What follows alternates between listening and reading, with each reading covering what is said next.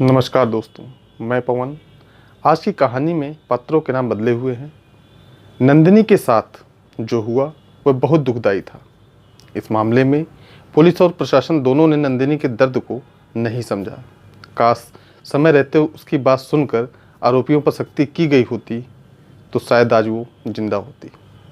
देश भर में विकास हो रहा है, रेल की पटरियों पर इंजन की तरह दौड़ता हुआ विकास।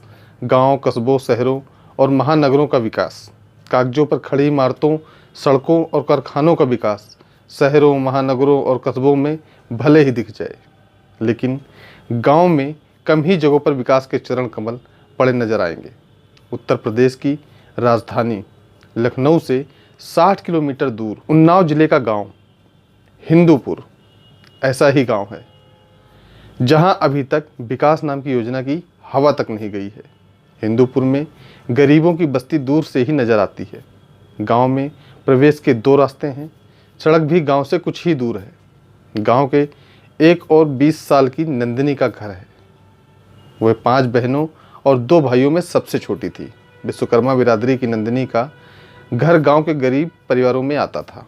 कच्ची दीवारें और धान के पुआल के बने छप्पर वाला घर। नंदिनी पढ़ाई में तेज थी। उत्तर प्रदेश में जब सपा का शासन था और मुख्यमंत्री अखिलेश यादव थे, तब उसे मेधावी छात्रा के रूप में कक्षा 12 पास करने के बाद लैपटॉप उपहार में दिया गया था। नंदिनी के घर के सामने एक मंदिर बना हुआ था। यहीं पर शिवम त्रिवेदी नाम का अक्सर उठना बैठना हुआ करता था। वह गांव के ब्राह्मणशाली परिवार का था। वह घंटों तक यहीं अपना समय गुजारता रहता था। शिवम नंदिनी के घर परिवार की मदद करता था। इस मदद की एक बड़ी वजह नंदिनी थी, जिसे वह मन ही मन पसंद करने लगा था। यह बात शिवम के परिवार के लोगों को पसंद नहीं थी। जैसे जैसे गांव में शिवम और नंदिनी की दोस्ती आगे बढ़ रही थी, शिवम के परिजन उसका विरोध करने लगे थे। एक दिन की बात है, शिवम और नंदिनी मंदिर पर बैठकर बातें कर रहे थे। यह बात शिवम की माँ को पता चली तो वह अपने बेटे छोटे शुभम के साथ वहाँ आई और लड़की को बुरा भला कहना शुरू कर दिया। शिवम के घर वालों ने जब नंदिनी को भला बुरा कहना शुरू किया तो नंदिनी ने भी उन्हें इसी तरह जवाब दिया। यह बात शिवम के भाई शुभम को बुरी लगी। उसने नंदिनी के साथ झगड़ा शुरू कर दिया। झगड़े के दौरान शिवम पूरी तरह चुप रहा। झगड़े के बाद शिवम के घर वालों ने उसे नंदिनी से दूर रहने की सलाह दी। शिवम ने भी घर वालों की बात मानते हुए नंदिनी से बात करना बंद कर दिया। कुछ दिन शिवम नंदिनी से दूर रहा भी, लेकिन यह दूरी ज़्यादा समय तक नहीं बनी रह पाई। दोनों ने शादी तो कर ली, लेकिन अब उनके सामने समस्या यह थी कि गांव और घर के लोगों को अपनी शादी की बात कैसे बताएं। शादी के बाद दोनों अपने गांव से दूर रायबरेली शहर के साकेत नगर में रहने लगे। जब घर वालों को पता चला तो रायबरेली पहुंचकर उन्होंने शिवम को समझाया। शिवम घर वालों के दबाव में आ गया। इसके बाद वह शादी से मुकरने लगा। बस यहीं से नंदिनी और शिवम के बीच रिश्ते बिगड़ने शुरू हो गए। मामला थाना कोर्ट कचहरी तक पहुंच गया। पुलिस और प्रशासन ने नहीं सुनी। फरियाद शिवम पर कानूनी शिकंजा कसा जाने लगा तो वह परेशान हो गया। नंदिनी ने शिवम पर जो आरोप लगाए उसके अनुसार झगड़े के बाद शिवम सुलह और शादी करने के लिए उसे एक मंदिर में ले गया, लेकिन मंदिर में पहले से कई लड़के मौजूद थे। शिवम और उसके साथियों ने वहीं पर नंदिनी के साथ गैंगरेप किया। इतना ही नहीं, उन्होंने उसे चुप रहने की धमकी भी दी। अपने साथ हुए इस धोखे पर नंदिनी ने भी सोच लिया कि वह अब चुप नहीं बैठेगी। उसने मामला पुलिस में ले जाने और शिवम को सजा दिलाने की ठान ली।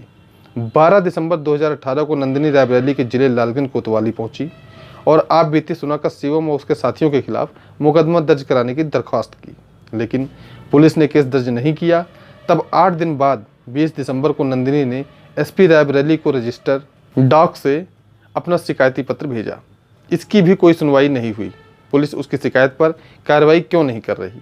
10 जनवरी 2019 को मजिस्ट्रेट ने एफआईआर दर्ज करने का आदेश किया। कोर्ट के आदेश के बाद भी पुलिस ने कोई कदम नहीं उठाया। 26 फरवरी 2019 को पुलिस को कोर्ट की अवमानना का नोटिस दिया गया। फलस्वरूप 22 दिसंबर को शिवम ने कोर्ट में आत्मसमर्पण कर दिया। पुलिस के देर से मुकदमा दर्ज करने और धीमी गति से जांच करने चलते शिवम को जल्दी जमानत मिल गई। जमानत देने के पहले कोर्ट ने नंदिनी से कोई संपर्क नहीं किया।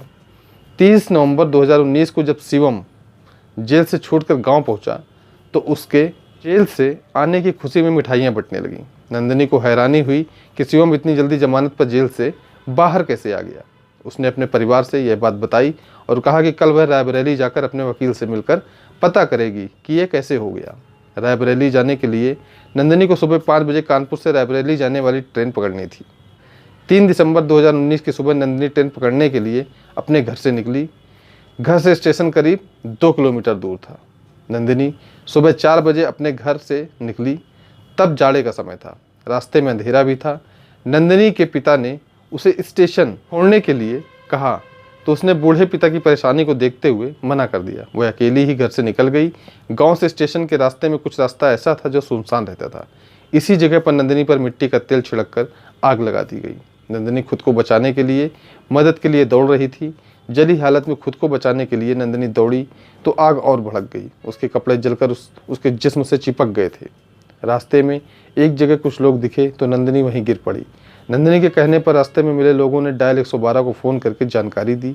बुरी तरह जली नंदिनी ने वहां पहुंची पुलिस को और बाद में प्रशासन को बताया कि उसके ऊपर मिट्टी का तेल डालकर उसे जलाने वाले शिवम और उसके साथी थे। 90% जली हालत में नंदिनी को पहले उत्तर प्रदेश की राजधानी लखनऊ ले जाया गया, लेकिन उसकी गंभीर हालत को देखते हुए उसे दिल्ली के सफदरजंग अस्पताल रेफर कर दिया गया। 3 दिन जिंदगी और मौत के बीच संघर्ष करने के बाद आखिर नंदिनी ने दम तोड़ दिया। पूरे इलाज के दौरान नंदिनी की बहन और मां लखनऊ से लेकर दिल्ली तक साथ रहीं। उन्होंने उसे तिल तिल कर मरते देखा। नंदिनी के पिता को दुख है कि घटना के दिन वह उसे स्टेशन तक छोड़ने नहीं गए। नंदिनी खुद अपनी लड़ाई लड़ रही थी, इसलिए वह बेटी के साथ नहीं गए। इसके पहले वह उसे स्टेशन तक छोड़ने जाते थे। शिवम और दूसरे आरोपियों के परिवार के लोग इस घटना के संबंध में तर्क देते हुए कहते हैं कि गुनाह उनके घर वालों ने नहीं किया, उन्हें साजिश के तहत फंसाया जा रहा है। परिवार के लोग कहते हैं कि नंदिनी को जलाने की घटना जिस समय की है उस समय उनके लड़के घरों में सो रहे थे। पुलिस ने उनको सोते समय पर घर से पकड़ा। अगर उन्होंने अपराध किया होता तो वो आराम से घर में नहीं सो रहे होते। शिवम के घर वालों का कहना है कि जब नंदिनी को शिवम से मिलने पर रोक लगा दी गई थी तो उसने रेप का मुकदमा लिखाकर शिवम और उसके करीबियों को जेल भिजवाने की धमकी दी। उन्होंने नंदिनी और शिवम के रायबरेली में रहने की बात से खुद को अनजान बताया। उनके समर्थक बताते हैं कि जेल से शिवम के छूटने के बाद लड़की ने उसे फिर से जेल भिजवाने की धमकी दी थी। इसके बाद खुद ही मिट्टी का तेल डालकर खुद को जलाया। ये लोग सोशल मीडिया पर इस बात का प्रचार भी कर रहे हैं कि शिवम को फंसाने और जेल भिजवाने के नाम पर लड़की 15 लाख रुपए मांग रही थी। इसमें से 7 लाख रुपए शिवम के परिवार वाले दे भी चुके थे। लड़की के भाई का कहना है कि उसकी बहन पढ़ लिख कर परिवार की मदद करना चाहती थी। शिवम के संपर्क में आकर उसे इस स्थिति का सामना करना पड़ा। कानून मानता है कि मरते वक्त दिया बयान सत्य माना जाता है। सवाल यह उठता है कि नंदिनी जली अवस्था में निर्दोषों को क्यों फंसाएगी। उस समय तक नंदिनी यह समझ चुकी थी कि उसकी मौत तय है। वह उस सबसे पहले अपने साथ हुई घटना की गवाही देना चाहती थी, जिसकी वजह से उसे पुलिस और प्रशासन को बयान दिया। नंदिनी और शिवम के बीच विवाह का नोटिस शपथ पत्र हर बात को साफ करता है। नंदिनी के परिजन पुलिस पर आरोप लगाते हुए कहते हैं कि पुलिस ने किसी हालत में उन्हें मदद नहीं की। प्रदेश सरकार ने मामले को हल्का करने के लिए लड़की के घरवालों को मुआवजा देने का काम किया। योगी सरकार ने नंदिनी के घरवालों के 25 लाख रुपए की आर्थिक मदद, गांव में 2 मकान और परिवार के एक सदस्य को सरकारी नौकरी देने का ऐलान किया। उन्नाव के मामले के बाद तमाम ऐसी घटनाएं प्रकाश में आने लगी।